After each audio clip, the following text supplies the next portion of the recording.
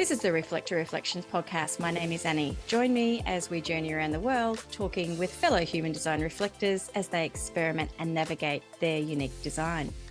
Today's beautiful conversation is with Amber Clements. Welcome back. For those that don't know, Amber is a 1-through reflector with the right angle cross of the 4 ways. She's an international author, a teacher, coach, certified human design mentor, drum roll. She's also now the founder of the Australian College of Human Design. So exciting. It's been 2 years, just about 2 years since you were on this podcast, Amber. And you know what? You were the first ever guest that I had on. So it's so beautiful to have you back. And what a wonder, and so much has happened in that last 2 years as well, hasn't it? It's been an incredible journey for you.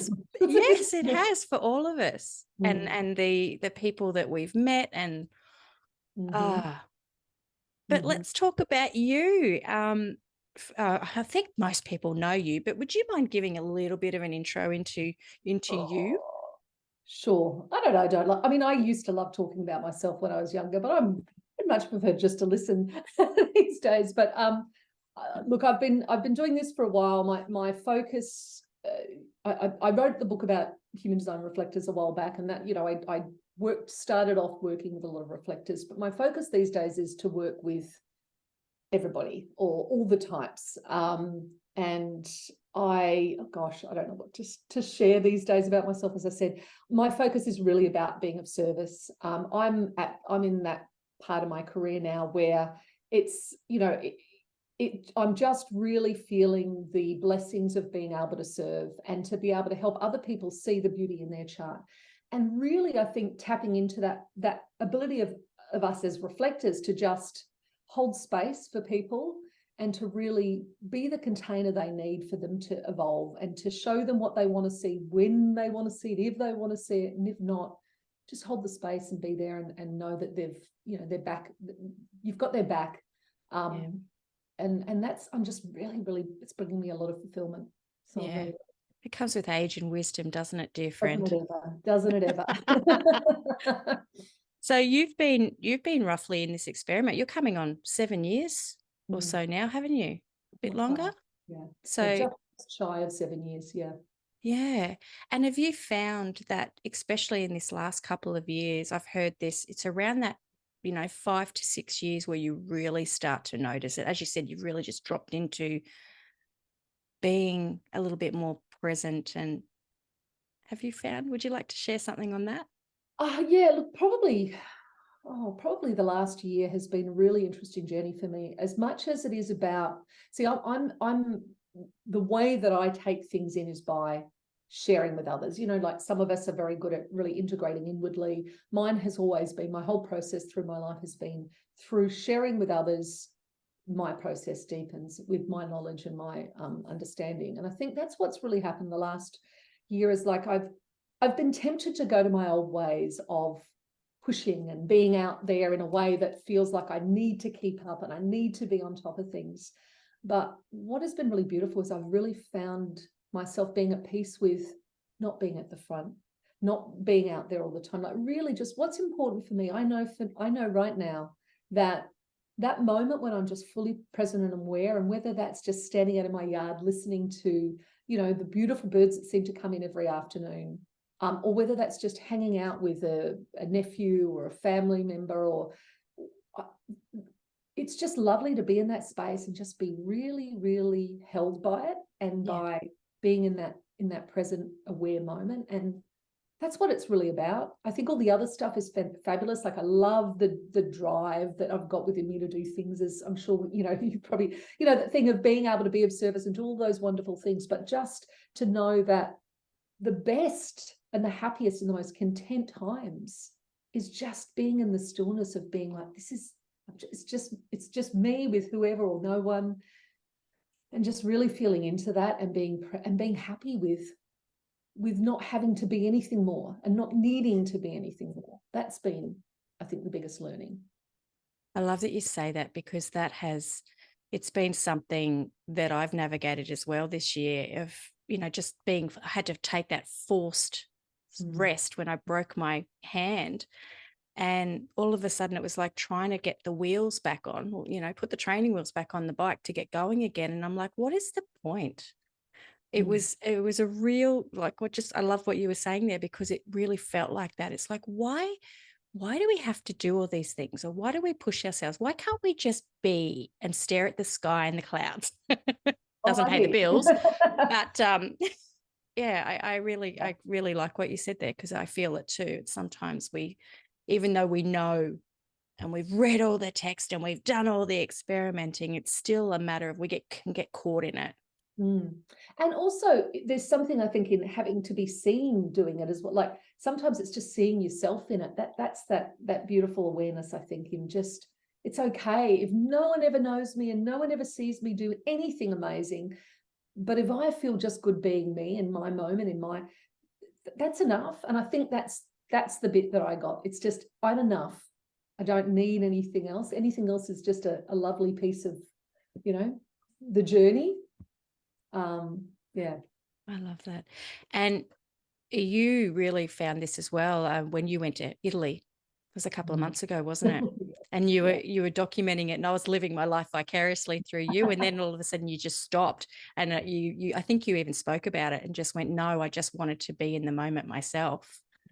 Yeah.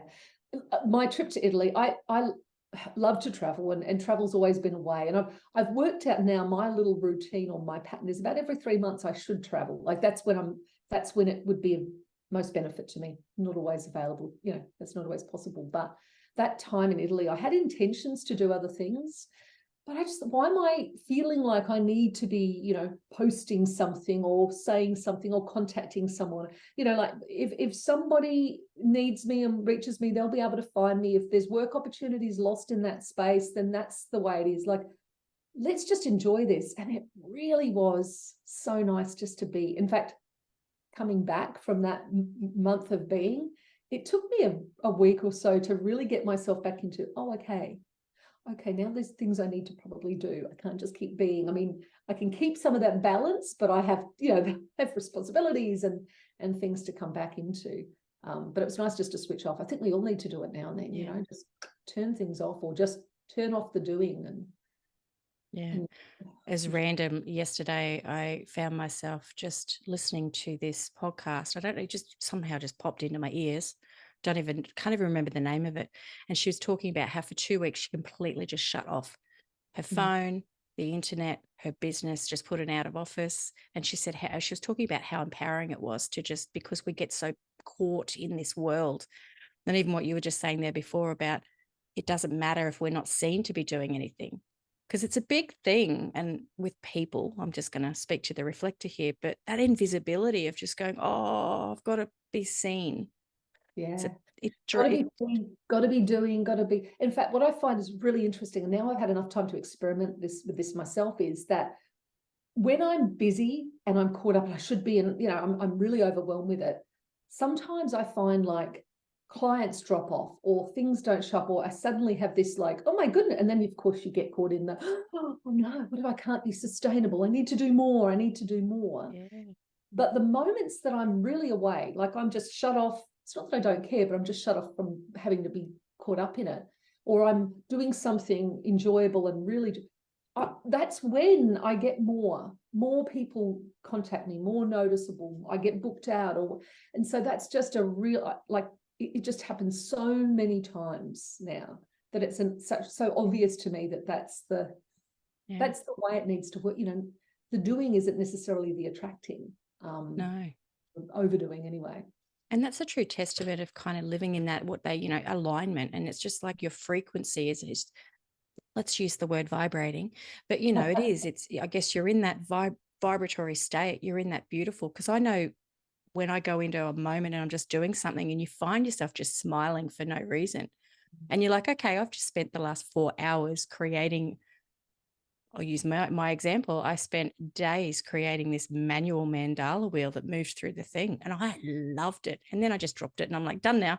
But it was this beautiful, beautiful moment of just pure bliss, and for no reason other than I could. That was lovely. And how nice is that to do so, like, just because of the joy, and there's not, It's not for any other reason. And whatever else comes out of it, great, but that's not what it's about. Yeah. That's You were beautiful. talking there about, in your experiment today to, reflector. Do you still prescribe to a lot of the reflectorism, or have you kind of like moved away from that a lot now?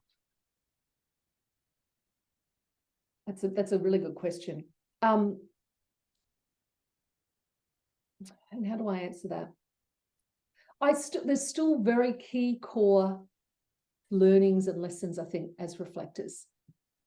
But I think there's a lot of stuff that we get caught up. We get caught up in labels, and sometimes being so open and wanting to be seen and heard for who we are. I get it. I'm a 1-3. I've lots of trial and error with the 3. When I was younger, I felt like so invisible. I needed to always be seen and heard, and tried to put myself out there. And I think that there's a lot of that lack of recognition, that invisibility, sometimes still causes us to step into things that aren't really in our best interest, and cause us to keep busy and doing and whatever. And I think the biggest teaching for me that still sticks and really resonates as a reflector is very much just about being really consciously aware of where you are and who you're with, and just navigating it moment to moment, and letting go of shoulds. And sure, have dreams, have things like, oh, this is something I want to do, and great. And if that comes along and it all aligns and it beautifully, but if it doesn't, I let go of attachment to those expectations that I might put on myself. And I think some of us, we're really grappling as reflectors to understand ourselves. And I think this is a great journey. We it's good for us to do that.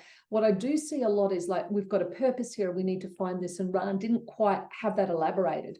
And yes, I absolutely agree that we are here for a reason, but I think the reason is something that will unfold through us. Like the biggest thing that we know that Ra did impart was that we're here as that signpost, as that mirror, when other people, other types are ready. When they're ready, they'll see something in us that they'll want to come to us for, whatever it is, the mirroring, the showing. But we can't force it. We can't run up to people and go, hey, I can see this. And even though we can, right? And all we can do is just be ready for it, right? Really get ourselves clear and happy and content and present, so that when people are ready, when more people, and there are more and more people, right, getting, becoming aware, that they'll see in us something.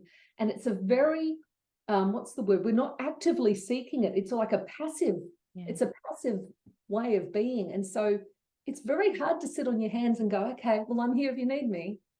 Yeah. But when you do it, and this is what I'm noticing more and more, like the stepping back from what I was in the limelight when I was younger, and it was like that stepping back and just, you're doing these things, no one's noticing, it's going past, but then people start to notice, or someone comes to you and says, you know what, when you did this, this happened, or thank you for this, thank you for that.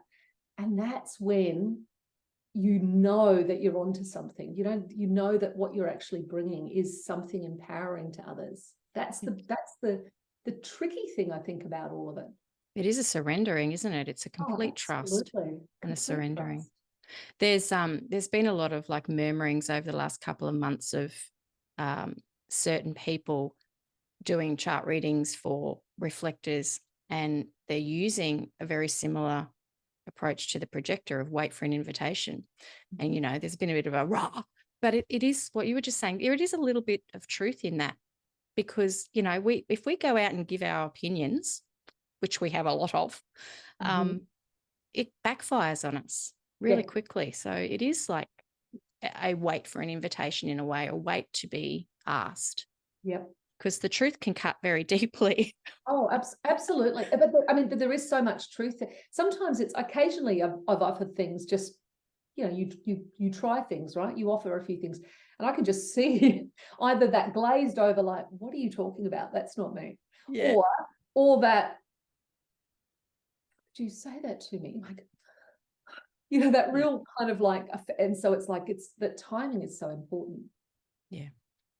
It is very, very hard, as you say, to sit on your hands, but it is a trust and surrender. And you know what? I don't know about you, but, you couldn't have told me this in my 30s. There's no way I would have listened. I would have been like wool in my ears. Yeah.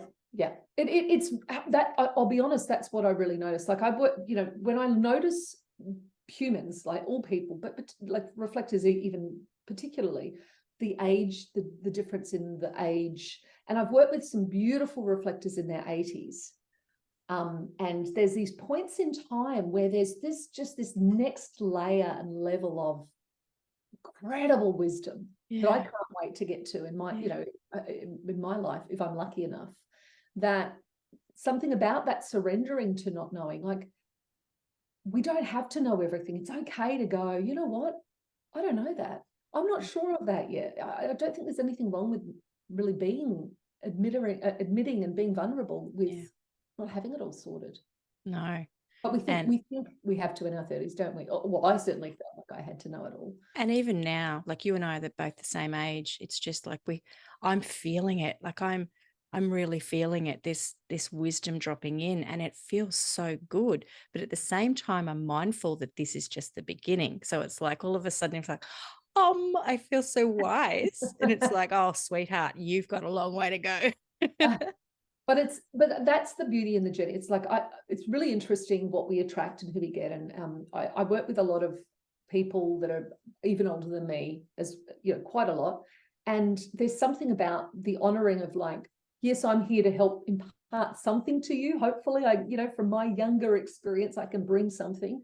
But geez, they bring me a lot back. Yeah. And I think that's that beautiful sharing gift of what I receive in a lot of the stuff that I give is, I believe, far more than what I'm giving in a lot of ways. It is. And it's that back and forth that sometimes being the younger person coaching an older person, we feel like that imposter syndrome, or how could we possibly share? But it is a flow back and forth of each sharing, even with the younger generation. It's just different frequencies. I love that. Absolutely. There's so much to gain. I want to quickly ask you about the older reflectors that you've had in your work. Mm-hmm. Have you found that they've just naturally been honouring their process? Like, can you share a little bit about your, obviously confidential? Sure, I won't share any names. They've all been removed. No. What I've found is that particularly, those that have had a very long, beautiful life, is a lot of them have been the high achiever that we see, like most reflectors that I've met are very powerful. In fact, did I meet someone the other day that said, oh, every reflector I've ever met is so powerful. Like they could feel the power of the reflector. But of course, it comes with all the other bits that make us not feel so powerful, right? Yeah. But when I talk to some older reflectors about their experiences, they've really been in the flow of being a reflector a lot of their life, sometimes a little exhausted, and they've seen times in their life when they've been really unwell because of that pushing and what have you. But most of them are still wanting to serve. Like I worked with a woman she was in her late 80s, not that long ago actually, who was, how can I serve? What else can I do? Where else can I be? And the wisdom and this woman was saying, I know that I've got something to give. I need help. This is her. I need some support and help. And yet, if you saw her career, if you saw what she had achieved in her life, I mean, my jaw was dropping as she just shared those experiences. And I think that's what's beautiful is I really see that we are here to serve. And the way that we serve is asking what people need, and we let them also see in us what we can bring out. That's what I think is beautiful. And people see that in them rather than needing to, there's a lot of humbling or humbleness that I see in people as they get older. Yeah. I think in that mid range, there's a lot of frustration, right? It's like, I've got all of this skill set and this ability and this wisdom, and I want to go and I should be able to go and lead this organization and go and do all of these things. And then we try, we might even do it for a bit, and then suddenly it's like, oh my gosh, I'm so exhausted. Yeah, the wheels come off. It's just like, oh. Yeah, or now I need to change a bit over that. Or yeah, that's right. Next, what's on what else is there? It is true that when I first discovered human design, a lot of the thing was, and even now, I know they're jokes and they're memes, but it's just like a reflector's got to take naps all the time. when you're the same, when we want to do something, we can make mountains move. But then all of a sudden it's like, as I was saying to you off air, I've become this sort of non-completionist when things aren't truly in alignment with myself. I get to about a 75% mark, and then I'm like, I'm bored. And I just can't sometimes get things over the line because I just run out of juice. And I hope that fuel's going to come back in. But maybe it's just, that's it. It's just an out of alignment thing, and I've pushed to do it, and it didn't really feel good. Yeah, I think it's letting go of things that you need to be doing. Like I think we do things, but I'm okay now if I don't finish something. I'm kind of accepting. Well, if it's meant to be finished, something will show back up, and if not, it was an experience. That's right. It's just another learning, another book on the shelf, another notebook. Another notebook, yeah. That's how I've got all these notebooks. Each time I'm like learning something new or whatever, I have to get a new notebook because that's that category. And then I go, okay, that's another one that I might come back around to. It's fun. It's actually amusing. When you can laugh at yourself, I think that's when it's true acceptance too. You just go, oh gosh, absolutely. It's funny. Yeah, it's gotta laugh. Well, you've been doing this for a while, and you're about to approach your second intake of your beautiful mastery course. Can you share with us the Human Design Academy, Australian Academy, which I'm so excited about? Share with us how that's going. Sure.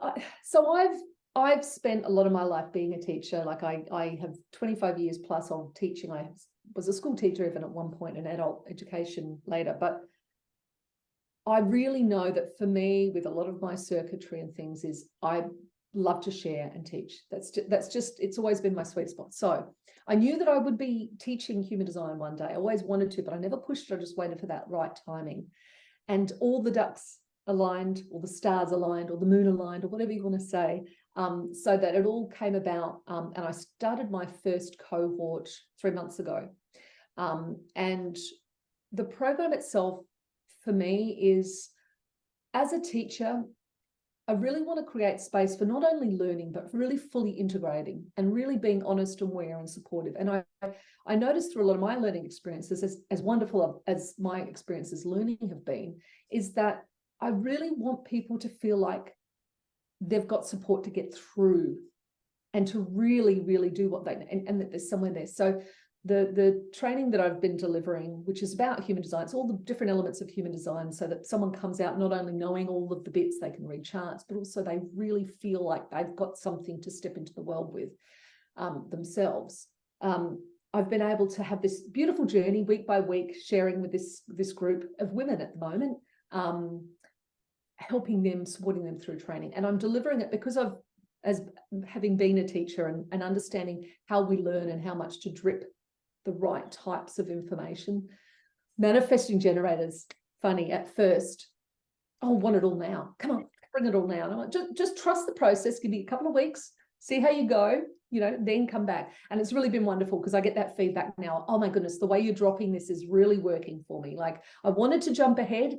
You gave me some extra information that I personally could go on because I needed to, but you've supported me in that. And I think that's the beautiful thing. It's like being aware of what people need, being in space, what it's like as a reflector, right? Being in the space with people going, okay, I can see, who needs a little more time, who needs to go, speed ahead with a bit more stimulating information or what have you, and just being in that space. So for me, that's my sweet spot, right? Yeah. I love being in that space with those powerful women in the group, and as I said, learning as much from them as I'm hopefully imparting. I love that you're teaching to design as well, in the sense that you understand them. You understand that the manifesting generator is going to want to get to the end, but they're going to miss all these steps. So you just know. That's it. Absolutely.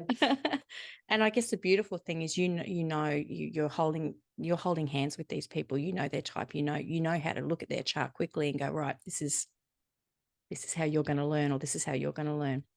Oh, I love it. I love it. So when is the next offering? The next starts the 25th of September. So when I say it starts that week, so it's, I have live sessions each week. We work out the time based on the needs of the group. so I don't predetermine that. Oh, and great. yeah, it's very, very much about, as I said, it's very much focused on them. I think the biggest thing about this is I've not been heavily marketing. It just doesn't feel right to be at this point.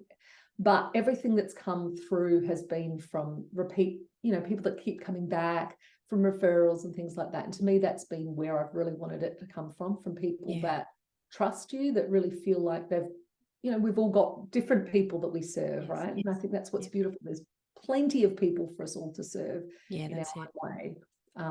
And whoever your people are, or my people are, or this person's people are, that they show up. Yeah. And I love that you mentioned trust, because it is about that. Like, people have learnt to trust you. We know who you are. I think that's really important for a reflector that just can kind of bounce in there, because especially if they've got a fifth line, it's like, well, who's this coming in, steamrolling in? Yeah, absolutely. Oh, it's really exciting. As I always do, I'm putting you on the spot here. Do you have any additional wisdom that you would like to share with this community? Let me think. I did have something earlier that popped into my mind. What was I going to say? I mean, you've already shared such amazing insights as it is.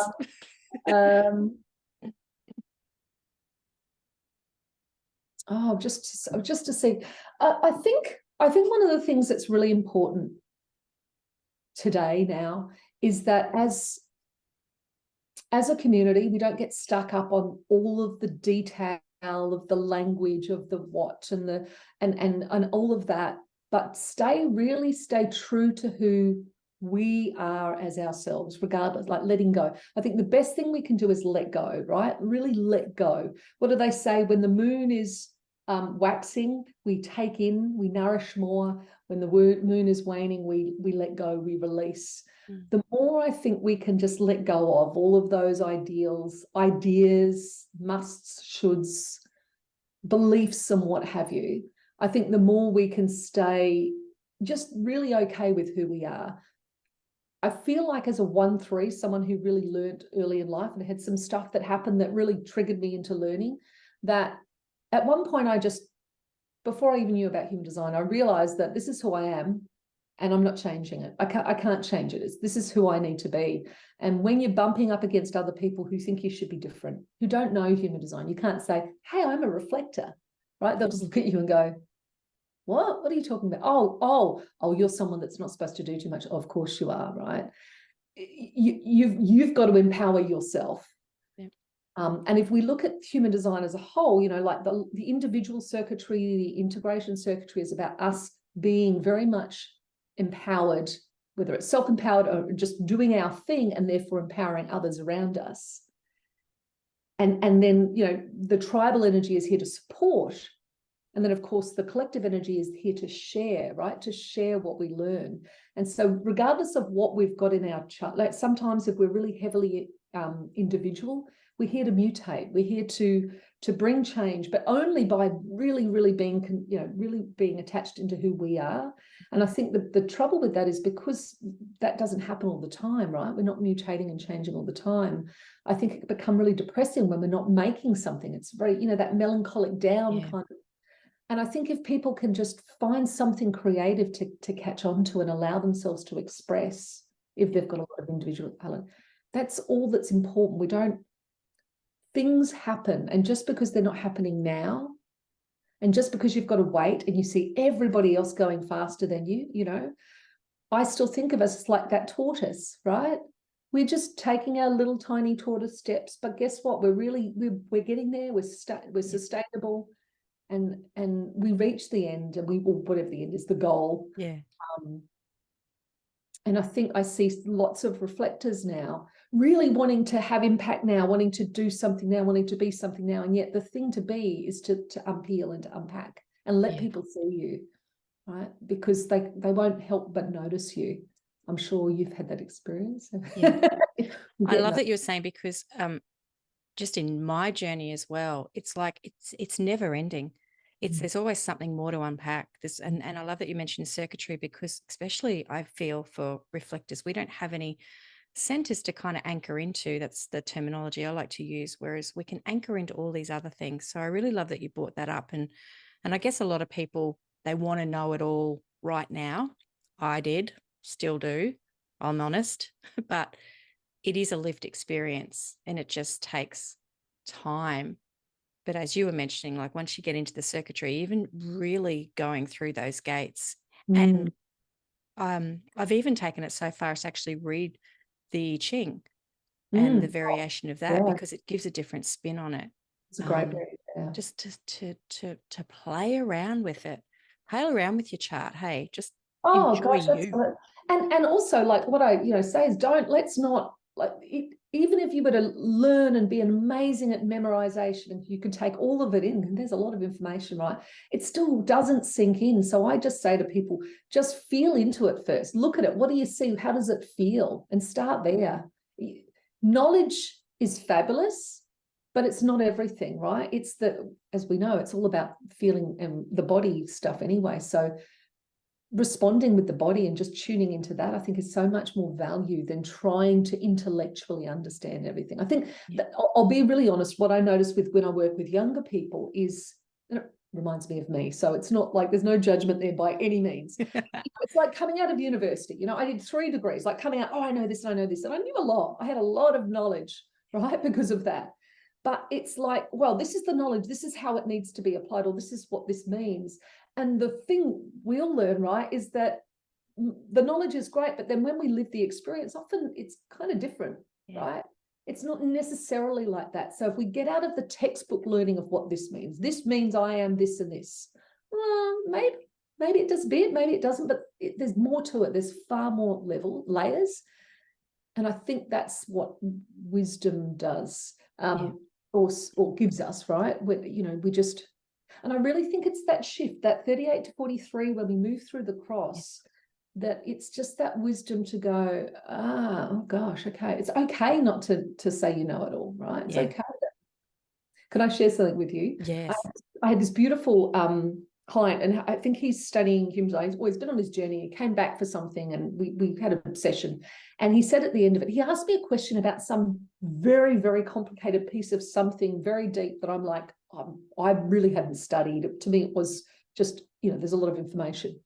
And I just said to him, you know what? I'm not sure.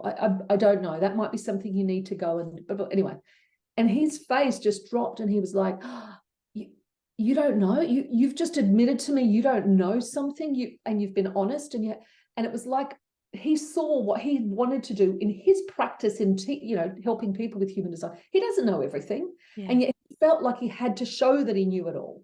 Yeah. And I think there's vulnerability in going, you know what? We don't know it all. I mean, even if we know it all, we probably don't know it all. And I learned that in the classroom with school children, right? When you're with teenagers, because I was a high school teacher at one point, when you go, someone asks you that question, you're like, I'm not sure. And it's demonstrating that it's okay to not be fully across everything. We've still got heaps to learn, right? I mean, as old as we're getting. I'm excited about that, though. I get excited about not knowing things, and I think that is it's a trust.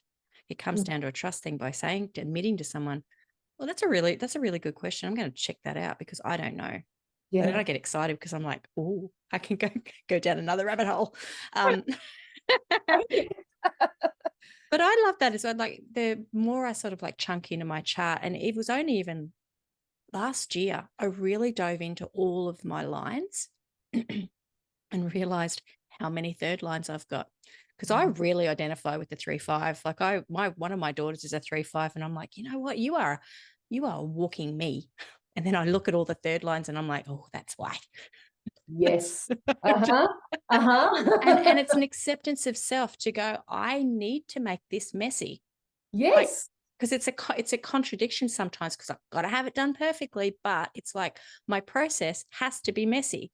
So allow yourself to be messy and make mistakes and make typos in things. I'm shocking for typos. And I've always had that shame. Oh my gosh, I just put that out with a typo. And now I just go, oh, there's the third lines coming out. That's it, just like wear it, right? I worked in big corporate organizations where it's all this, and every now and then you make a mistake. The best thing you can do is just wear it, right? Oh, we're human. I think that's the 3 line is is such a beautiful line because, you know, having 3 myself, I think that's my third. It's my profile, but it's my third biggest gate. I've actually got 10 ones in my chart, and then lots of 6s, which is really interesting, and then 3s, but 3's part of my profile. But I get that. Like, to me, I'm happy to make mistakes. I'm happy to bump into things, right? Yeah. I think it's, to me, part of the juiciness of it all. Well, I'm learning to accept that, but it's taken me a very long time to get there. Oh, yeah. Just wear bones of That bloody 5th line always comes out. It's just like, no. Yeah. But it's like, oh, well, what are they going to do? Burn Yeah. me? Well, that's it. And that, yeah, the 5th's a beautiful line anyway, very powerful. So 3, 5. I love having these chats with you. It's always such fun when we can just get together and just nerd out. Absolutely. Or is it geek out? Nerd or out, geek? It doesn't matter. I don't know. We can make up our own. Yeah. Nerdy and geeky out. I don't know. Well, thank you so much for dropping by and sharing what you've been up to and all this exciting stuff. And for anybody looking to have that deep dive, because it's 6 months, isn't it, your program? Yeah. From a very respected and trusted teacher. Blood. Oh no, it's true. It's, you know, your work's been around for quite some years, and you are, you know, a leading authority on a lot of this stuff, and you're trusted because of that. So that's that's not a plug. That's a genuine compliment. I'm not very good at those, but I really appreciate it. I appreciate it. Appreciate you as well for all your sharing and the learning that you're bringing to the world. I think is wonderful that we're all getting to see other reflectors and be able to relate. I think that's such a beautiful, expansive area that you've brought to the world. Yeah. And as I said, it's 2 years. So it's nearly 2 years since you debuted at #1. It's like, wow. And I'm still going. I've had little breaks though, but I love it. Again, it's not about anything. It's just about sharing our voices and our vulnerability. So it's been a big lesson for me to be able to be vulnerable. Like, without the last 2 years of sort of opening myself up to the world, I probably would have still been stuck. So it's, as you were saying, with people you work with, it's a healing, it's a mutual healing space. So, yeah. And we need to talk it out, right? So I think it's a beautiful process. Yeah. Yeah. But, you know, as like you, it's, you know, it's not just about reflectors. It's about everybody, every type, every human being. And I agree with what you were saying there earlier about labels. We can get caught in those. We get caught in the, oh, well, I'm a reflector. You kind of move on from that a little bit. Sometimes it still comes out, but it's like, oh, well, we're all learning. Yep, absolutely. Anyway, thank you, dear soul. And I look forward to reconnecting with you soon. Absolutely. Thanks, Annie.